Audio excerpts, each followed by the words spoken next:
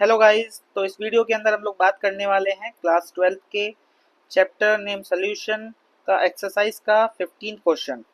तो चलिए क्वेश्चन को पहले रीड करते हैं फिर सॉल्व करते हैं। An aqueous solution of 2% non-volatile solute exerts a pressure of 1.004 bar at the normal boiling point of the solvent. What is the molar mass of the solute? तो क्वेश्चन के अंदर बोला हुआ aqueous solution, तो इसका मतलब मेरे पास जो सॉल्वेंट होगा वो वाटर होगा। सोल्यूट के बारे में इसने कुछ बात नहीं की है, कोई नाम नहीं दिया है, ठीक है। फिर बात करते हैं 2% नॉन वोलेटाइल सोल्यूट। इसने बोला कि जो सोल्यूट है वो 2% नॉन वोलेटाइल है, ठीक है ना। और यहाँ पे 2% इसने कुछ बोला नहीं कि बाय मास बाय वॉल्यूम, तो बाय डिफॉल्ट हम लोग क्या लेते हैं, बाय मास, ठीक है ना। एक्सर्ट्स अ प्रेशर ऑफ, तो इसने बोला कि एक्वस सॉल्यूशन के अंदर जिसके अंदर 2% नॉन वोलेटाइल सोल्यूट है वो इतना प्रेशर एक्सर्ट कर रहा है at the normal boiling point of the solvent, जब सोलवेंट का जो बॉइलिंग पॉइंट है वो नॉर्मल है। तो बताओ उस सोल्यूट का जो मोलर मास होगा वो क्या होगा।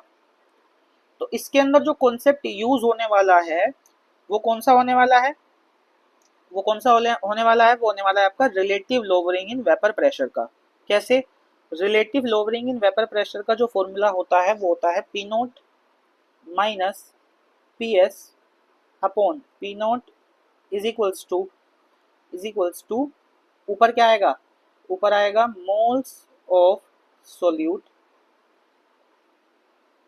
Divided by moles of solute plus moles of solvent. इसका मतलब मोल फ्रैक्शन ऑफ सोल्यूट आना था, तो मैंने उसको ओपन करके लिख दिया, ठीक है। पी नोट क्या होता है, पी नोट क्या होता है, अगर मैं पी नोट की बात करूं तो आपका पी नोट जो होता है वो होता है vapour pressure of pure solvent. अगर पीएस की बात की जाए तो वेपर प्रेशर ऑफ सोल्यूशन, और एन सोल्यूट का मतलब moles of solute divided by n solute का मतलब फिर से moles of solute plus n solvent का मतलब मोल्स ऑफ सोल्वेंट। तो ये तो जो आपका फॉर्मूला है यूज होगा। तो सबसे पहले गिवन क्या क्या दिया हुआ है वो लिख लेते हैं, ठीक है ना। आपका गिवन क्या क्या दिया हुआ है उसको लिख लेते हैं। गिवन गिवन क्या क्या दिया हुआ है क्वेश्चन के अंदर, गिवन गिवन दिया हुआ है 2% non volatile solute, by mass लेके चलना है। तो इसका मतलब अगर मैं बात करूं आपसे कि मास ऑफ सोल्यूट कितना हो जाएगा, तो मास ऑफ सोल्यूट हो जाएगा आपका 2 ग्राम्स। मास ऑफ सॉल्यूशन कितना हो जाएगा, तो बाय मास ले रखा है तो मास ऑफ सॉल्यूशन कितना हो जाएगा 100 ग्राम्स। मास ऑफ सोलवेंट कितना लेना है 98 ग्राम, ठीक है।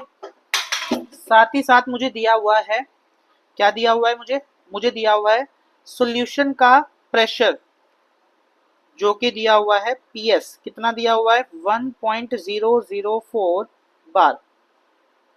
और फिर मुझे बोला हुआ है कि जो बॉइलिंग पॉइंट है सोलवेंट का वो नॉर्मल है, और नॉर्मल बॉइलिंग पॉइंट पर जो सोलवेंट होता है वो वाटर है। तो जो सोलवेंट का यानी कि वाटर का जो वो होता है वेपर प्रेशर होता है नॉर्मल बॉइलिंग पॉइंट पर वो होता है 1.013 बार।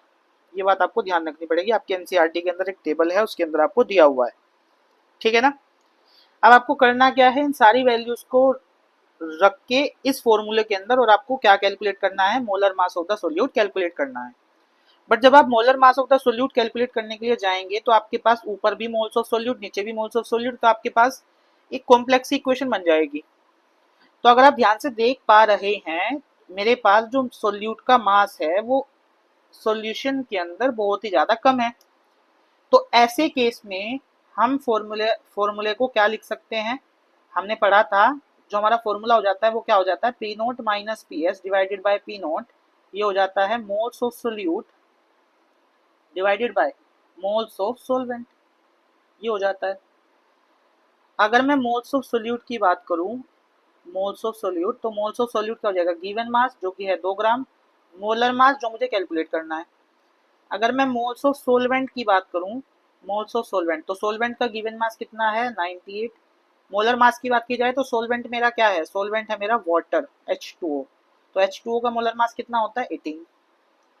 और पी नॉट और पी एस मुझे दिया हुआ है, तो आपको क्या करना है बस केवल वैल्यूज पुट करनी है। तो वैल्यूज क्या क्या है 1.013 minus 1.004 divided by 1.013 is equals two moles of solute, यानी कि 2 divided by molar mass divided by 98 divided by 18।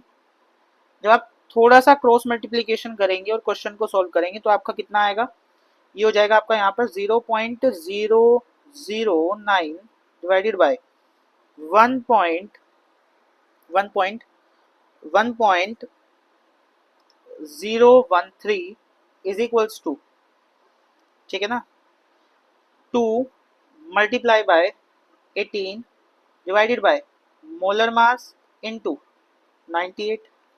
और जब आप इसको सॉल्व करेंगे तो सॉल्व करने पर आपका अप्रोक्सीमेटली कितना आएगा, ये आएगा आपका 18 2 ज़ा 36 multiply by 1.013 divided by 98 and again divided by 0.009। तो ये जो आपका आएगा यहाँ से मोलर मास ऑफ सोल्यूट, ये आपका आ जाएगा 41.35 ग्राम पर मोल। इधर जगह नहीं है तो मैं नीचे लिख देता हूँ 35 ग्राम्स पर मोल। तो ये होगा आपका आंसर। आई होप आपको समझ में आया होगा। नहीं समझ में आया तो आप वीडियो को दोबारा से देख सकते हैं। Thank you and have a nice day.